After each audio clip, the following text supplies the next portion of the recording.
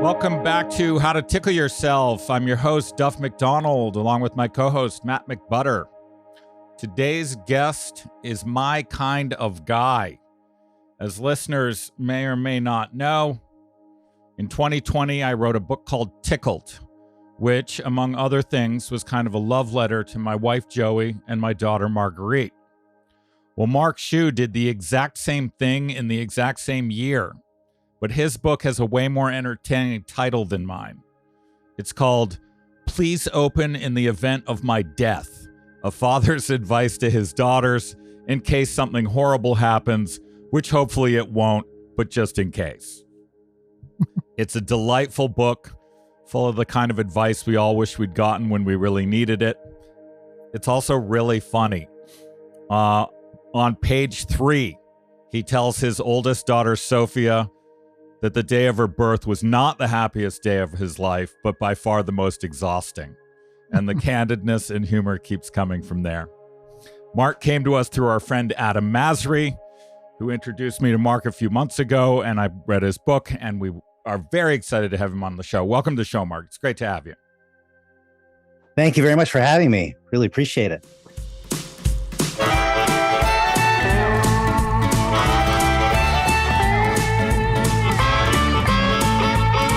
At the present moment, traveling town to town, the mystery of the motion, right here, right now, right here, right now, whoa, right here, right now.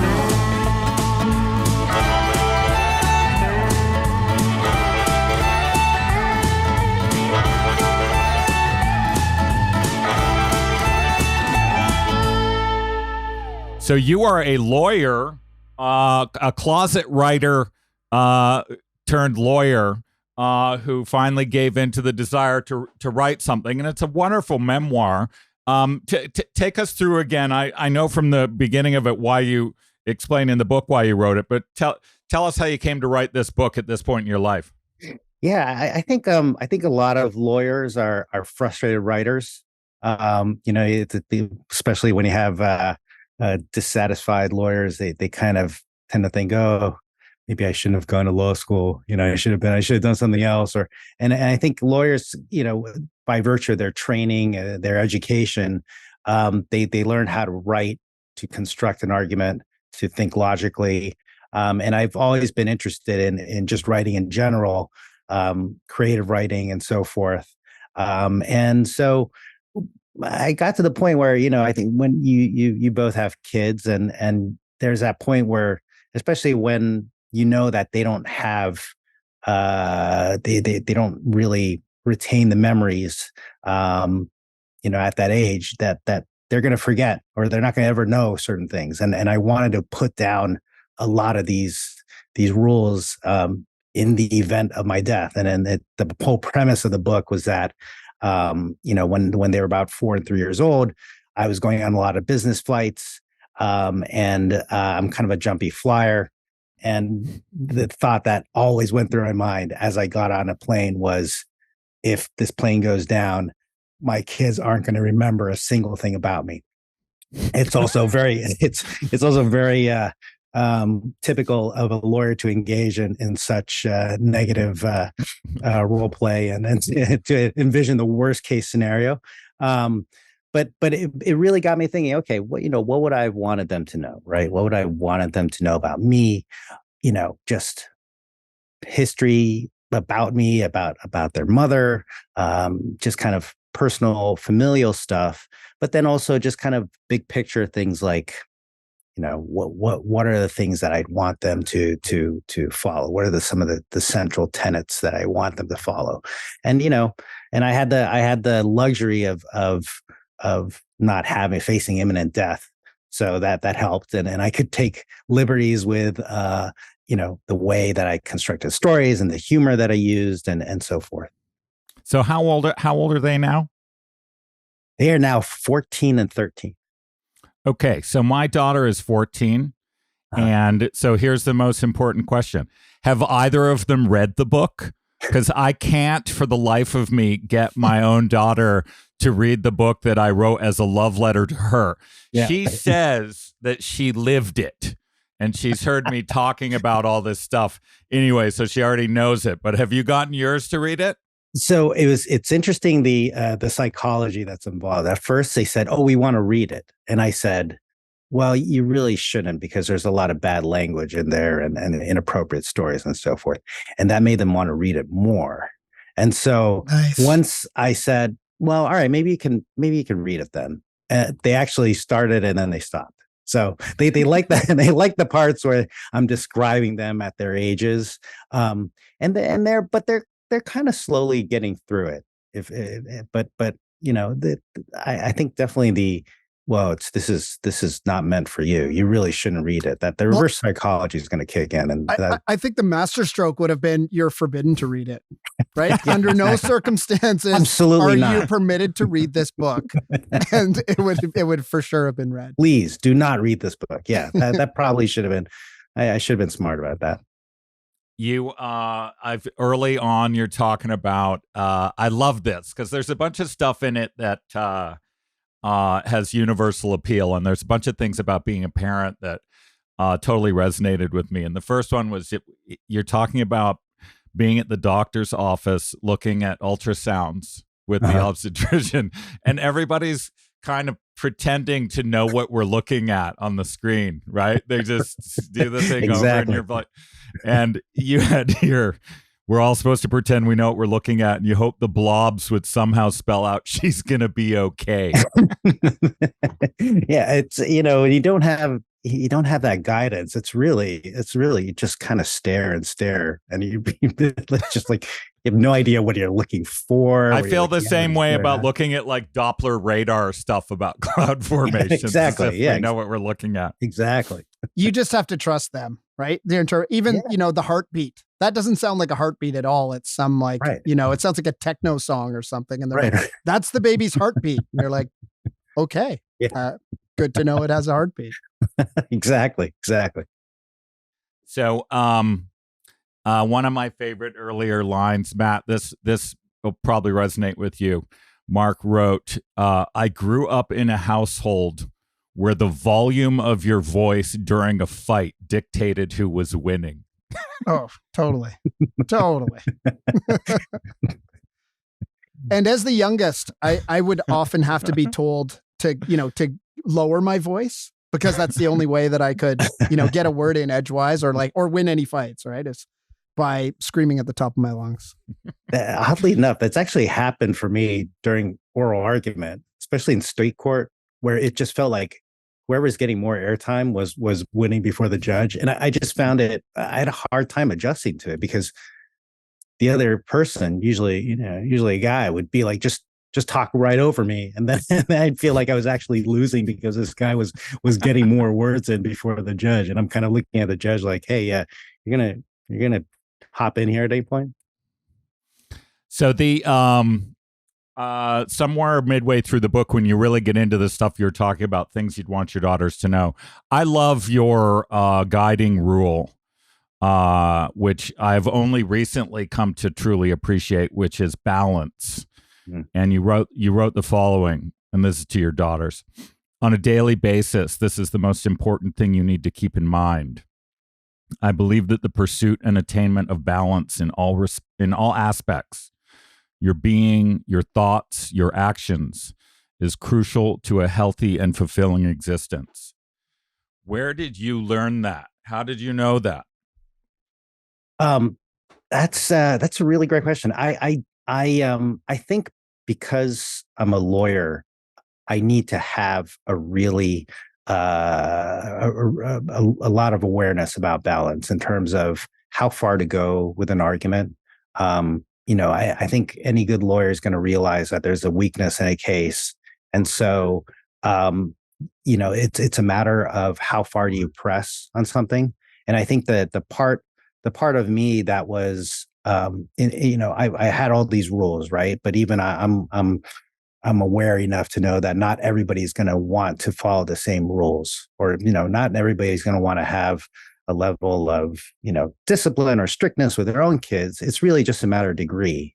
And so when I started kind of exploring that concept of, well, maybe it's not like all the way to the very right, maybe it should be kind of moved a little bit, then I kind of figured, well, that's applicable to anybody, right? It's really just depends on his or her own internal calibration, I guess. And so you can apply that and in time, the more and more I thought about it, you could just apply that to any role in life. It's a matter of balance, and also balance in terms of other parts of your life, like having a lot of different interests, in terms of not letting work become the most important thing in your life, in terms of just being a well-rounded person. And so that's it. I obviously did a lot of thinking about it, and that seemed to make the most sense to me. And I put that towards the front because that kind of dictates everything else that follows. And you also talked about another one of my favorites was 100 pages in, you make a point where you say to them, everything matters. And I assume as a lawyer too, that's helpful as a litigator. But for me, I only in 2020 did I start to really understand that focus is key, right? So I think like a lot of people I used to in parts of my life, there are times I'd be focused and there are times I would not be focused. Right. And I've realized now that basically the secret to happiness is constant focus, because if you're not focused on what's happening to you, you are basically sleeping through your own existence. Right. And is that the same point you were making in the book? Yeah, it doesn't feel like you're enjoying it, right? You're just not. When something great can happen to you, but if you're distracted and you're just not in the moment, so to speak, then what does it really mean, right? You don't retain if you're not cognizant of the feelings that you're going through, then how can you retain that happiness in a sense, right? But is that everyone? I mean, I like to sometimes tune out a little bit and be unfocused. Not everybody does. Maybe it's not for everybody, but I enjoy, let's just put it as, taking the edge off. Right. And that's literally like, defocusing a little bit. Yeah, I think that's something that's probably, that's when you're on, I think that's a solitary activity, I guess, right? Wouldn't that be that's kind of a solitary thing? But when you're, and God knows, I love that because I'm an only child, and I love that ability to just kind of have my me time and so forth. But when you're interacting with others, and especially with your kids, when we're growing up, there's so many distractions, and you kind of feel as though, gosh, I have this email that I need to answer, whatever. It's usually work related for me. It's so easy to just kind of be like, oh yeah, and not be engaged with your child, and that stuff. It builds up, and I think it really does kind of come through. It's certainly not irreversible, but that's something that comes through. The kids pick up on it, and that's something that I thought, no matter how young they are, it totally makes a difference. Yeah, Matt knows this story, Mark. But one of the big things that happened to me in 2020 is I was ready to start writing a book I had sold, and my daughter asked me to read Harry Potter with her. And I said no, because I was busy. And my wife turned to me after that conversation when I hung up, and she's like, maybe you want a reality check here, friend. Your daughter is asking you to read, like go on an adventure with her. Yeah. And as soon as that clicked in, like you said, I started actually my focus on my own child and how her moods, even little looks on her face that I never would have seen before, interesting, increased significantly. Yeah. All right, I got another one. You talk about this is interesting to me. You have a little matrix in there where you talk about the difference between being nice and being kind. Tell our readers what the difference, or listeners, what the difference between those two are. It's something in just kind of doing research, and one of the tenets is just kind of to be kind to others, which is not groundbreaking, but in the course of just kind of doing my research, I saw that there were some distinctions being drawn between being kind and being nice, and the thought is that if you're being nice, you're just kind of doing things for appearances, and it's really just more in self-interest as opposed to being kind, which is more selfless. And the distinction might have been a little bit too much parsing and so forth, but I wanted to bring that to mind, also just kind of draw it to a ridiculous conclusion. But but the general gist of it is that in terms of there are three core things that I'd want them to be, and one is to be humble. And one is to be kind, and one is to have integrity, and these are kind of, again, they kind of go all hand in hand, but they're just the non-negotiable things that I'd really want them to pursue. Matt, what is your you've got two daughters. Mark has two daughters. I got one daughter. What if you haven't written a book about it, but if you had to give one or two pieces of advice on how to be a great parent, what are they?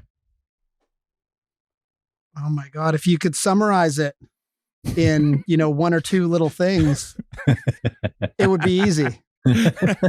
I mean, I was telling you guys before the call that my eldest daughter right now is she has the little simulated baby that she brought home.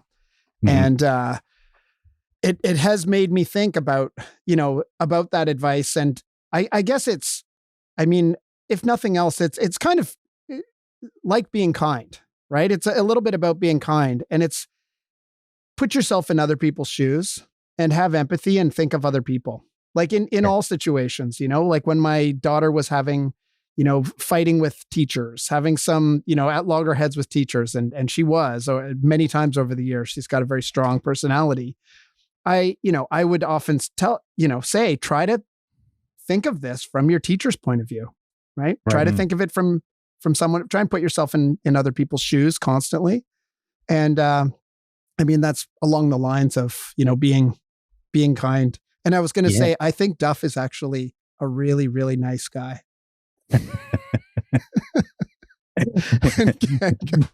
It's funny because, that's insult. Yeah, could be worse.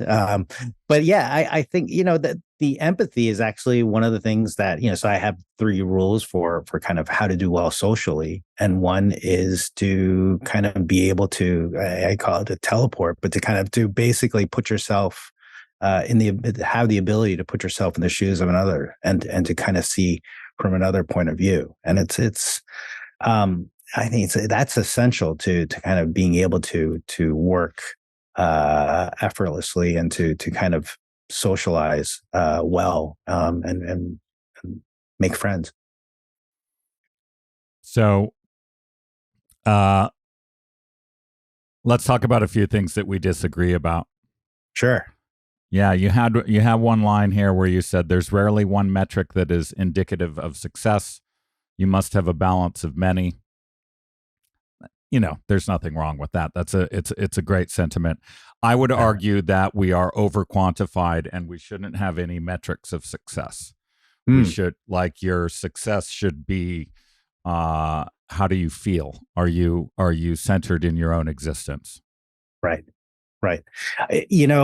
I've there was a moment, Giannis Antetokounmpo, the star player for the Bucks. There was a big viral moment last week where, his team lost to the Miami Heat, and he was asked by a reporter as to whether the season was a failure or not. And this is, it's the flip side of success, right? And basically his incredibly eloquent and passionate point was that in sports, there isn't failure. It's just they're building blocks to success, and it's just to kind of market as, well, we lost, so therefore, the season's a failure, is just misses the point. And I think, I agree. I mean, success is, what does success really mean? I mean, is it really more about like being at peace with oneself? Happy.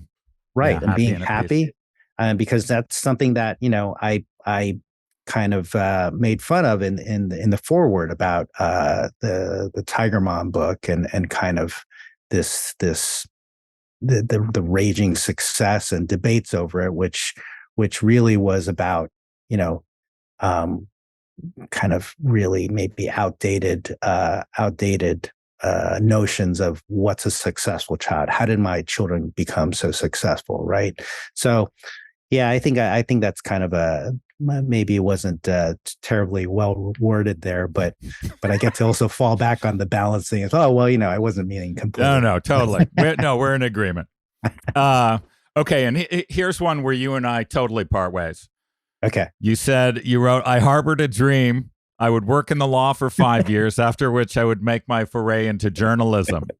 That would have worked out fantastically. You probably would be reading this by candlelight in your very own refrigerator box under a bridge. So not all journalists end up under bridges. I think, look, and no regrets. You're both. You're a lawyer and a writer now. So you're you didn't actually make a choice. As Joey, my wife, often says, when people say, should we do this or this, one of her taglines is, why not both? Right. And I think that that you're an excellent writer. So thank you. You probably would have been a great journalist too. Thank you. So go ahead. You're a litigator? You're a litigator, so you fight? I am. You fight all day? Don't I look like it? Right? So like, we haven't really gotten into it. The book is really, really, really funny. And in fact, in the end, I forget who's in the list of people. Wait, I'm just going to read this because it's great. In the acknowledgments at the end of it, Matt, he says, finally, I would like to acknowledge the following people: Larry Bird, David Letterman, Steve Martin, Bill Murray, the writers and cast of The Simpsons, Francesco Totti, Conan O'Brien, Howard Stern, Dr. Z, Cameron Crowe, Chris Rock, Tina Fey, Charles Barkley, Dave Grohl, Roger Ebert, Judd Apatow, Nelson Mandela, Jon Stewart, and Pope Francis. I don't know any of these people, and they have no idea that I exist.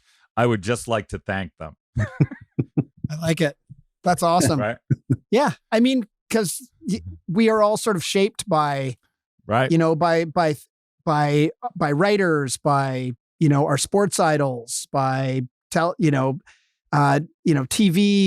even characters sometimes in books, or characters on shows, and they have you have an intimate relationship with them, and like this window into their lives, or some aspect of their lives, whereas it is completely one way.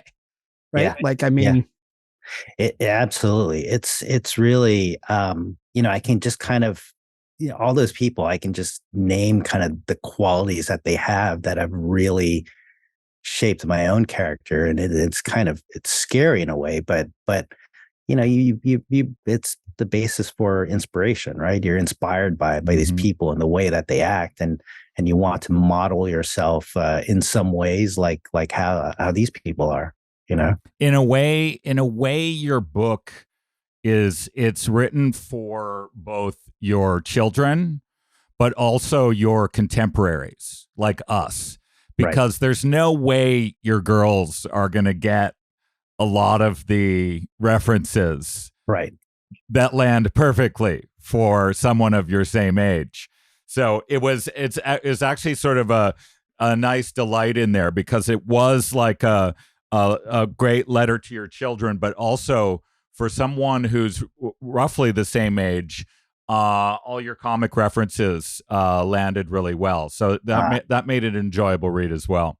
Thank you. I wanted it to feel universal, and even whether or not you had kids. And I've been really gratified and flattered that people who wouldn't quote be the target demographic or who look like me or whatever have responded really well to it. And I think that's kind of what I ultimately wanted. I wanted something that anybody could relate to, regardless of position in life or age or anything. Yeah, and it's a great point, because the parenting angle, it is a prism to talk about the things that you think really matter. Right. But like you say, you don't even have to actually be a parent Right. for a lot of those to resonate. Yeah. The one last thing we disagreed on, I wanted to talk about, because I think this is really interesting. You mentioned, at one point you say what most of us want, and your conclusion is control. Right. I think what we want is freedom, which may be two sides of the same coin. But in Tickled, I actually wrote the following sentence: why do you think the happiest people you know aren't the ones with the most control, but the ones who are able to exercise freedom of choice in their lives? Are you thinking of control and freedom as the same thing there? Yeah, it's really the ability to control what he can do and right. kind of what he can do, and at your own pace, to be able to be your own boss in a sense, to just decide how you want to spend your time. I see that as but just as simply, for me at least, just to say freedom, I think maybe it misses a step where you need to have control in order to have freedom. That makes sense. All right. I agree with that. Okay, good. I'm glad we were able to bridge that divide. We got all those out of the way. Now. Yeah. Is there anything in here that, well, actually, backing up. Yeah. Have you had the same experience as I do, and I did, especially with Tickled? How many times would you say you've read your own book? Boy, I've certainly, in the editing process, it was a lot. I actually, in preparing for this podcast, I actually did a super quick read last night, just to make sure So you remember? but I obviously remember it very well. But probably I would say total, through the editing process, probably 25, 30 times. Isn't it crazy? Are you bored of the sound of your own words yet? No, never. Is there egomaniac. Is there anything in there that, so it's only a couple years. Right. Is there anything in there that you've rethought where you're like, you know what? I would say this differently this time. Yes, I think actually there are some parts there's some parts where I kind of wish maybe I'd gone into it a little bit more, and a lot of it has to do with kind of identity as a person of color, and kind of more into the difficult parts of being an Asian person and a person who might not have fit very well in different cultures. But I think it would have also, the tone of the book is a little bit more lighthearted, and I didn't know whether that would kind of lead me into a different path. I think that I'm certainly that it's possible that there might be another printing of this, and I've kind of wondered, okay, what would I do differently? And that's something that I'm probably going to start working on a bit to see whether there's something that can be updated. But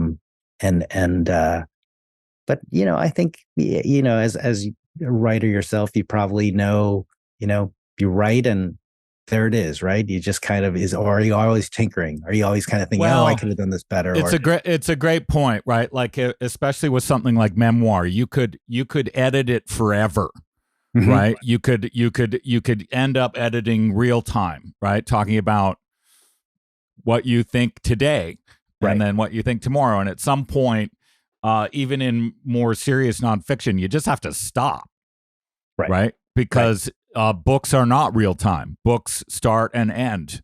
So yeah, I go back and read mine every now and then, or like flipping it open. Yeah, I'm pretty happy with it, and I don't think there's any. I wouldn't spend a whole lot of time thinking about a revise if I was you, because it's just it's just an update of an update of an update. You know, it's excellent as it is. And I'll tell you what, for people listening, again, it's called Please Open in the Event of My Death. If you want the measure of the quality of your message, I read it, did a quick read last week again for the second time, and I was crying at the end. Oh man, the sort of closing note to your daughters is so emotional, and it's beautiful. It's beautiful. Oh, thank you. Yeah. So hopefully they read it one day. I'll make them. I'll read it to them, actually,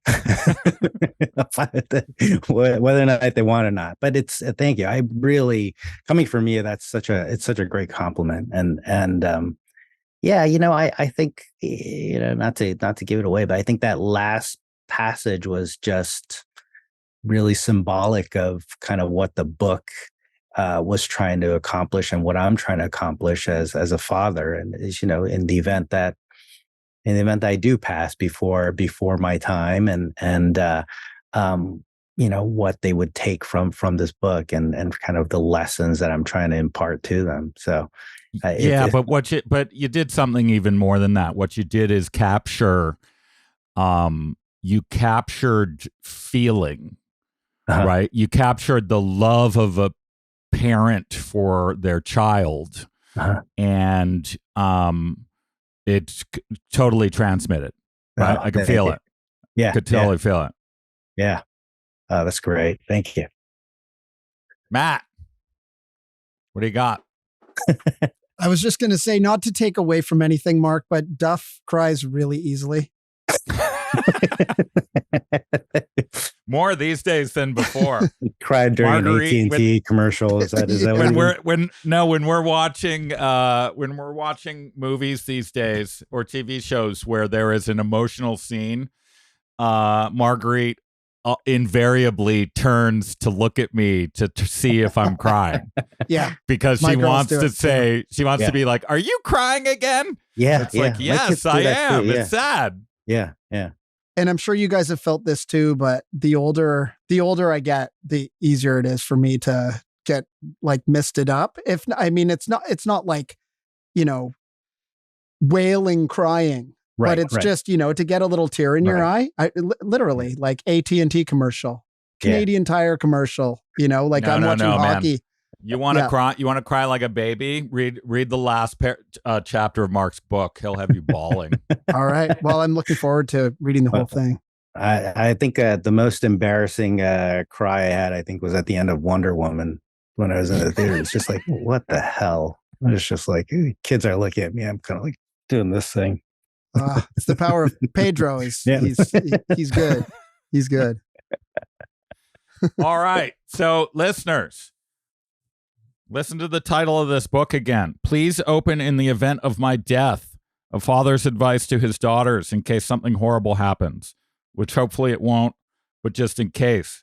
By Mark Hsu, who has written an adorable memoir, which is actually full of some great advice, and it's hilarious too.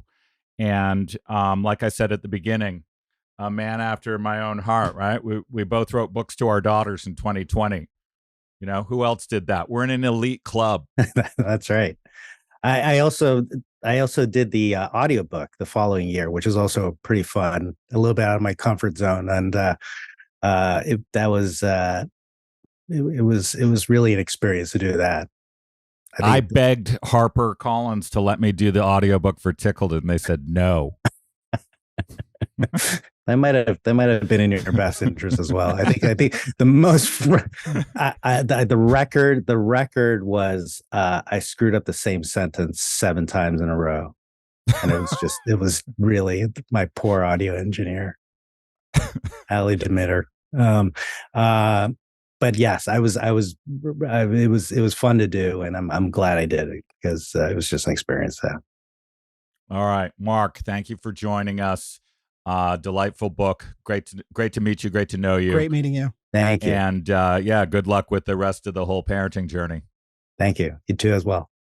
Cheers, man. Cheers.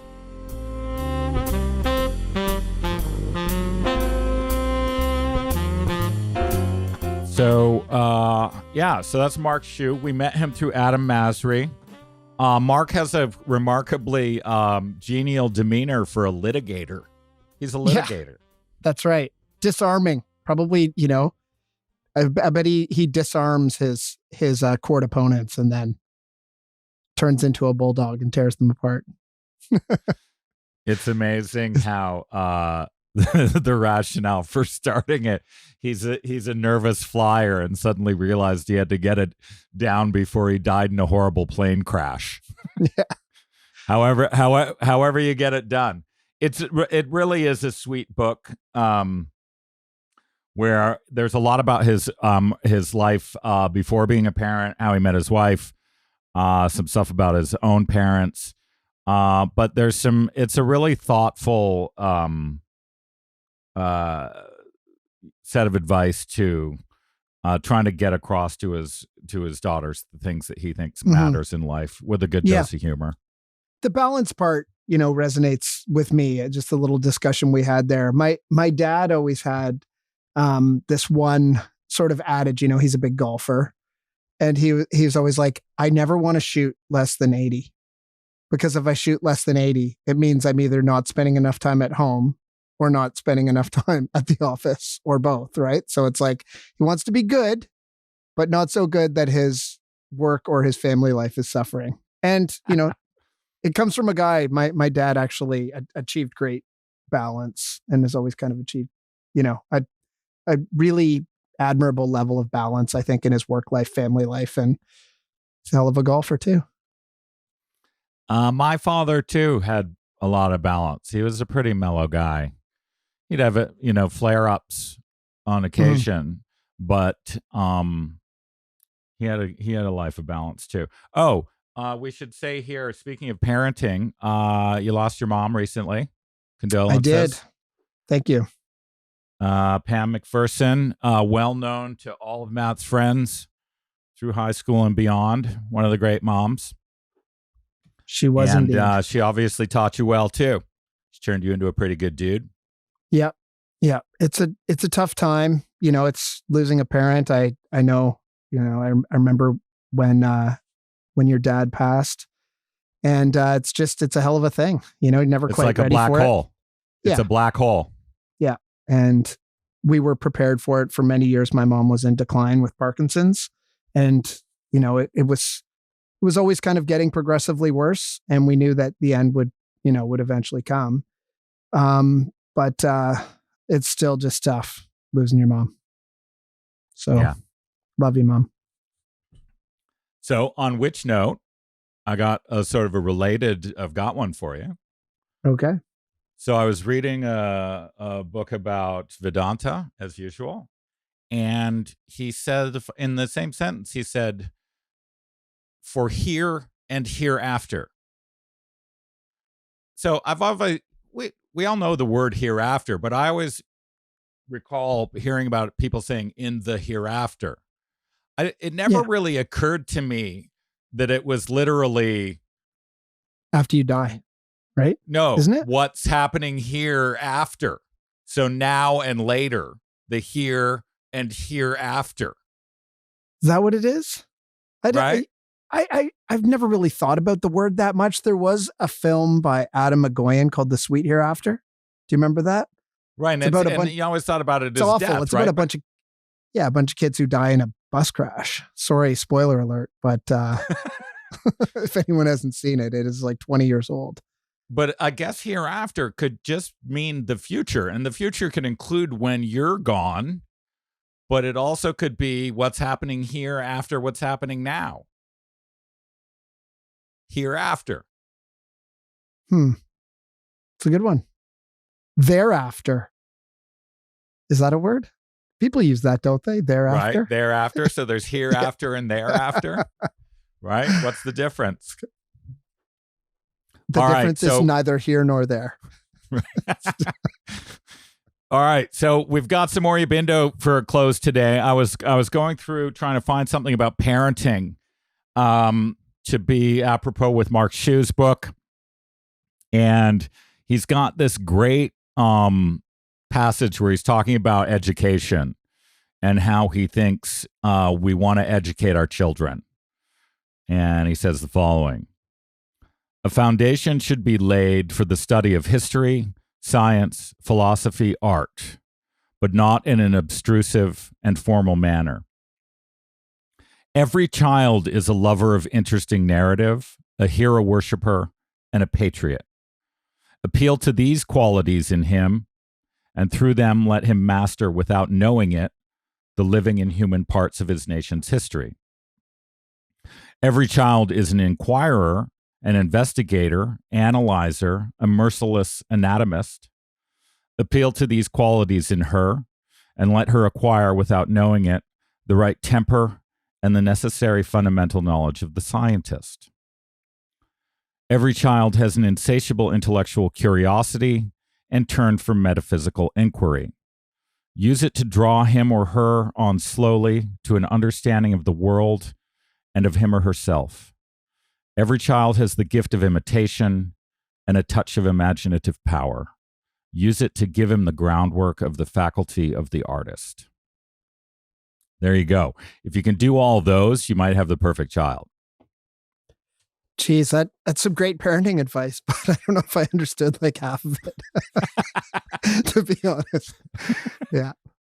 Yabindo clearly was not writing that as a love letter to his child. And interestingly enough, he was not a parent either. Yeah. Okay. Yeah. But we love him anyway. Thank you for listening. We'll be back with you in a week. Bye-bye.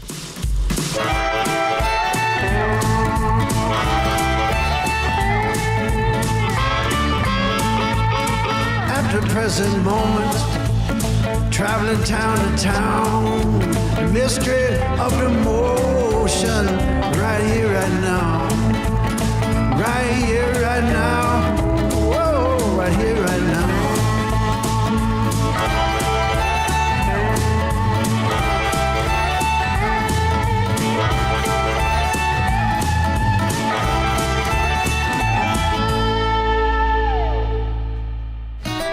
You've been listening to How to Tickle Yourself with your hosts Duff McDonald and Matt McButter. You can help us by liking, subscribing, and sharing this podcast with others.